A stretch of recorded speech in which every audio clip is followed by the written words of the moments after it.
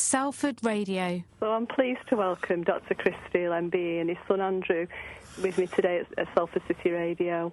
And you're going to talk to us about the campaign that you're involved in. Yeah, the campaign is to get people who have celiac disease to encourage their families to be tested. Now, I'll start off by describing celiac disease. I have actually got this condition myself. Celiac disease is a condition that's caused by a protein called gluten, and gluten is found in wheat, barley and rye. So therefore gluten is found in bread, pasta, pizzas, pastries, cakes, biscuits, mayonnaise, sauces, sausages, fish fingers. It can be hidden in so many foods. And if you've got celiac disease, you react to that gluten, and the reaction that occurs is it damages the lining of your intestines, but also it makes the body's immune system overreact, and the immune system produces antibodies that attack the body's own tissues and organs. So it's not like a food allergy, it's what we call an autoimmune disease. And the consequences of that are, one, it can affect your gut, so you can get bloating, abdominal pain or discomfort, and diarrhea. Some patients actually can get constipation as well, but then it can have other effects. You can get osteoporosis, which is thinning, brittle bones, which I actually have got, and that's because I've not been absorbing calcium from my diet because of this celiac disease. You can have extreme tiredness and fatigue caused by anemia, and a lot of people don't know that celiac disease can cause infertility or recurrent miscarriages. And women being investigated for infertility or recurrent miscarriages should really be tested for celiac disease. It can sorry? Chris, I was going to say, how did you, because you say you've got celiac disease yourself, and I know that you were already involved in the not the campaign. What was your position before? Well, I've been officially health ambassador for Celiac UK, which is the charity that supports people with celiac disease. Now, I've been health ambassador for quite a few years, and 2 years ago, I developed these symptoms myself. I couldn't believe it. But I went to see a specialist, and he said, I think you've got IBS, Irritable Bowel Syndrome, because that causes bloating, abdominal pain, diarrhea. Is that why it takes so long to diagnose this condition? Because it could be lots of other things as well. That's right. That's the problem. And for any of your listeners with IBS, Irritable Bowel Syndrome, if they're not responding to the treatments, they should be going back to their GP and asking to be tested for celiac disease, because the symptoms are very, very similar. The thing is, there's no test for IBS, but there is a test for celiac disease. And if you go to your GP and ask for a test, make sure you don't change your diet before you go to the GP. You've got to be eating normal foods where there's gluten in there for the test to be accurate. Is it a blood test? Yeah, it's a simple blood test, but it's very the campaign that Andrew and I are launching. It's really to draw people's attention to the fact that if they've got celiac disease, then there's a 1 in 10 chance that somebody else has got it in the family. So you're 10 times at more risk of getting celiac disease if someone has got it. So we're talking about close relatives here, like parents, brothers or sisters, or children. It's a sort of the more immediate family are at increased risk.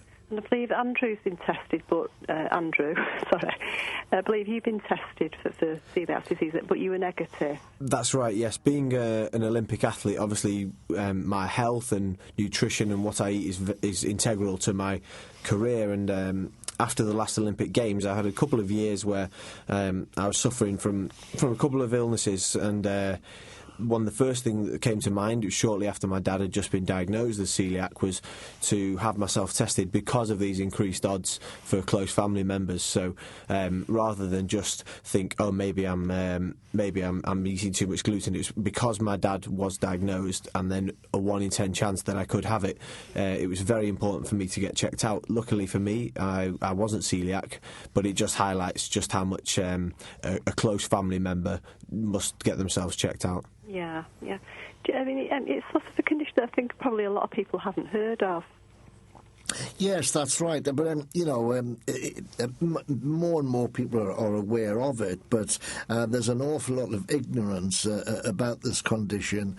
And, we need to have GPs more aware of it. I'm a GP myself, so I'm not calling GPs, but we need to be more aware of patients presenting with these symptoms that they could have this celiac disease, and we can do this simple test. The frightening thing is that out there are 500,000 people walking around with celiac disease and they're undiagnosed. It's quite scary, that, isn't it?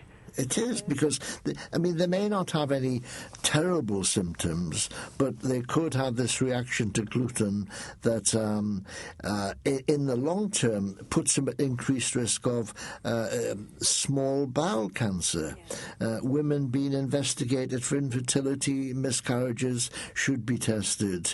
And the interesting thing is, with celiac, the charity Celiac UK, they get 1,200 new members every month. So that's 1,200 new diagnoses every month that are subscribing to the charity. And on average, the average patient with celiac disease has actually suffered for 13 years before getting diagnosed. So they've been going to see doctors, maybe labelled with IBS, or it's, it's this, that and the other, it's stress, it's something you've eaten, etc. That's a long time, 13 years before you get the diagnosis clinched. I was looking at the statistics, these sorts of numbers. Manchester looks quite high, because obviously it looks sort of locally, and in Greater Manchester and London. Is that just because of the bigger numbers in cities? Is this sort of kind of an even spread? Yeah, I think probably the prevalence is probably the same around the country. Yeah, I mean, Manchester, you've got nearly 5,000 people estimated to have celiac disease. But, keep in mind that 90% of them will be undiagnosed and need to be checked out. And the need to be checked out is if it's in the family, if you've got those symptoms, any of those symptoms, or if you've got symptoms of IBS and you're not getting better, then it's certainly worthwhile talking to your GP. So as well as talking to your GP, is there a website people can look at?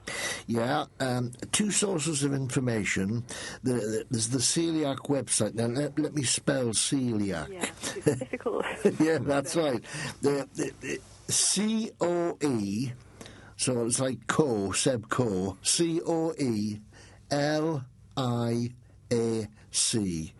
celiac.org.uk, and the helpline is 0845 305 2060.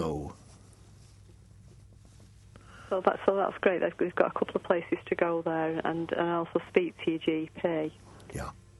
So can I just sort of talk to Andrew a little bit more about Sure, of course. Well, yes, of course. So when do you find out whether or not you're in there? Well, we don't find out until 5 weeks before the games themselves in athletics. It's quite a short time scale. We have our Olympic trials at the end of June. So that's like the first stop on the road to London 2012, and that's when all the athletes in the UK will be looking to put down their best times and put their name on the team sheet. Right, so sort of full fitness up to that. That's it, yeah, fingers crossed.